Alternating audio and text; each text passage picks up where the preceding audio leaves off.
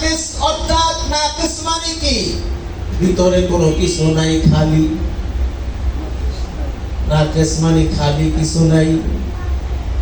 ওলি আল্লাহ ওই মাজার থেকে হযরত আলী হাজবেরি যিনি একটা কিতাব লিখছেন, কিতাবের নাম কাশফুল মাহজুব। সুবহানাল্লাহ বলেন। এখন বাংলায় বের হয়েছে, আপনারা নিলে নিতে পারেন, অনেক জায়গায় পাবেন কাশফুল মাহজুব। এই আলী হাজবেরি হযরত দাদাগঞ্জ বখতাহরি রহমাতুল্লাহ আলাইহি তিনি মাজার শরীফ থেকে বলতেছেন, আওয়াজ আসলো, খাজা গরিবের আওয়াজ বলতেছেন যে নাকিস ব্যক্তি নাকে সারা পীরে কামেল কামে লারা রাহনুমা। সুবহানাল্লাহ। যে ব্যক্তি নাকে সোয়া খালি ভাণ্ড নিয়ে আসছে, তারে কামেলে মুকাম্মেল করে বেলায়েতের ভাণ্ড, বেলায়েতের পাওয়ার দিয়ে তাকে ফিরাইয়া দাও। ওলি আল্লাহ রাসিল্লাহ করছেন, খাজা গরিব নওয়াজ সিল্লাহ করছেন পাকিস্তান লাহোরে হযরত দাদাগঞ্জ বখতাহরি রহমাতুল্লাহ আলাইহির মাজারে, আর গাউসে পাক সিল্লাহ করছেন জঙ্গলে, আর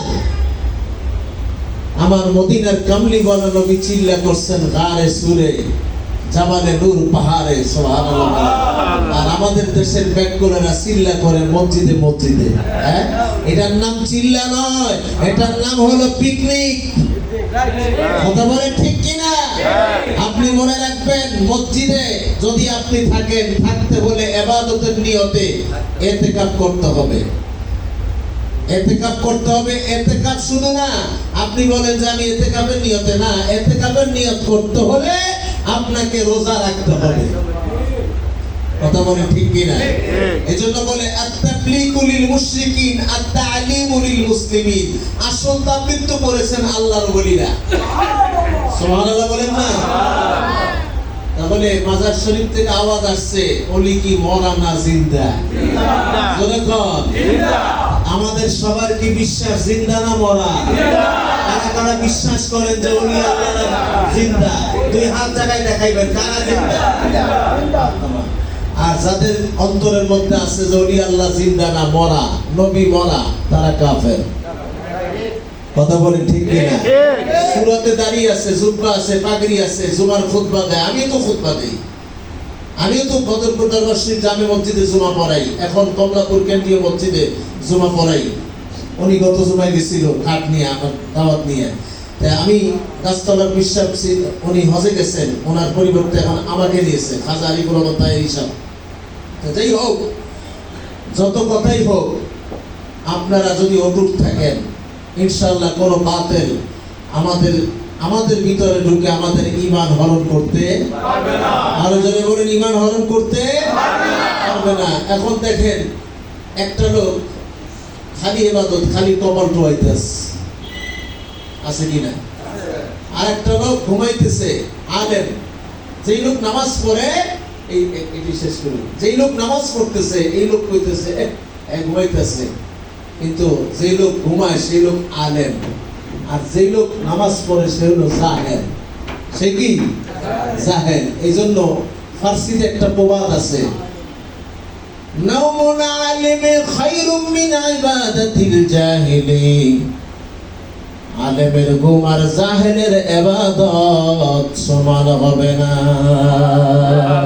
ওই জাহেল নামাজ বছরের পর বছর নামাজ পড়বে, আর আলেমে ঘুমাইবো। আর ওই আলেম মানে হক্কানি আল্লাহর বলি যদি হাত বাড়ায়, চাইতে দেরি আমার আল্লাহ কয় আমি দিতে দেরি করি না, দিতে দেরি করি না।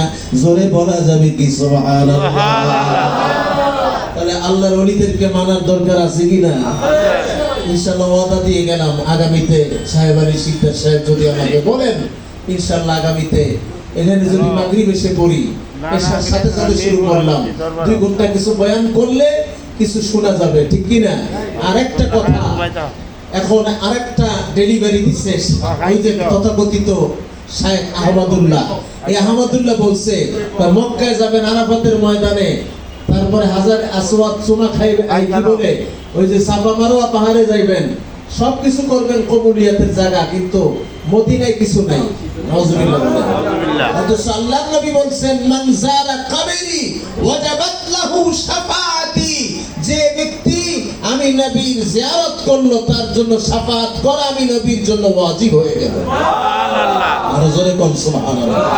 তাহলে ওলি আল্লাহরা মরে না, নবীরা মরে না। এখন মক্কা শরীফ পাইলেন কার উসিলায়? মক্কা থেকে আল্লাহ মক্কা বানাইছেন কোন নামের খাতিরে? মুহাম্মদ নামের খাতিরে। সুবহানাল্লাহ বলুন। এই যে ইয়াসরিফ ছিল মদিনা, আল্লাহ বানাইছেন মদিনা, নাম দিবেন কে? আল্লাহ। কেন?